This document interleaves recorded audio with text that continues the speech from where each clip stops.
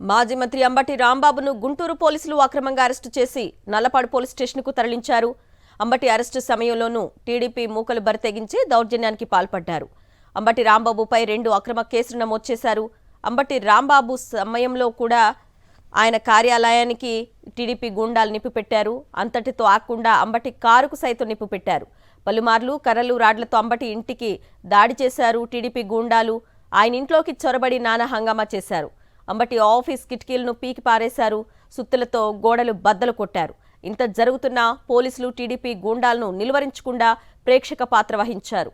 TDP గూండాలు media ఛానళ్ల ప్రతినిధులపైన దాడికి పాల్పడ్డారు.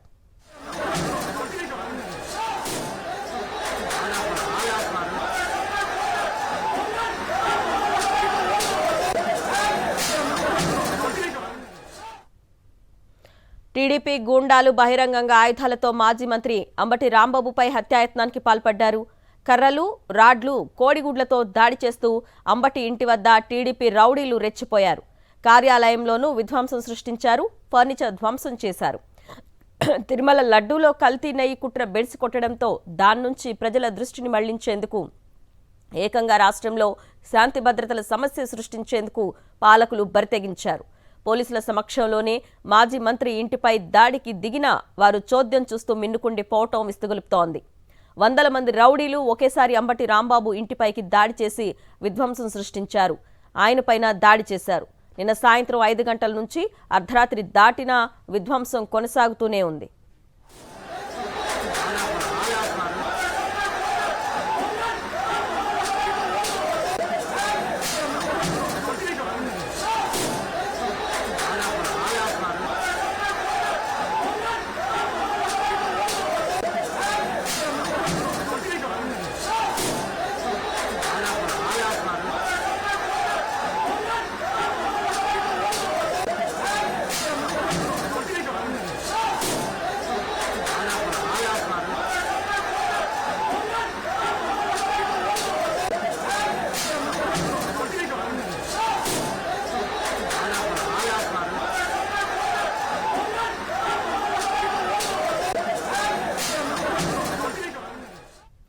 మాజీ మంత్రి అంబటి రాంబాబును గుంటూరు పోలీసులు అక్రమంగా అరెస్టు చేసి నల్లపాడు పోలీస్ స్టేషన్కు తరలించారు. అంబటి అరెస్టు సమయంలోనూ టీడీపీ మూకలు బరితెగించి దౌర్జన్యానికి పాల్పడ్డారు. అంబటి రాంబాబుపై 2 అక్రమ కేసులు నమోదు చేశారు. అంబటి రాంబాబు అరెస్టు సమయంలో కూడా ఆయన కార్యాలయానికి టీడీపీ గూండాలు నిప్పుపెట్టారు. అంతటితో ఆగకుండా అంబటి కారుకు సైతం నిప్పుపెట్టారు. పలుమార్లు కర్రలు, రాడ్లతో అంబటి ఇంటిపై దాడి చేశారు టీడీపీ గూండాలు. ఆయన ఇంట్లోకి చొరబడి నానా హంగామా చేశారు. అంబటి ఆఫీస్ కిటికీలను పీకి పారేశారు. సుత్తులతో గోడలు బద్దలు కొట్టారు. ఇంత జరుగుతున్నా పోలీసులు టీడీపీ గూండాలను నిలువరించకుండా ప్రేక్షక పాత్ర వహించారు. టీడీపీ గూండాలు మీడియా ఛానళ్ల ప్రతినిధులపైన దాడికి పాల్పడ్డారు.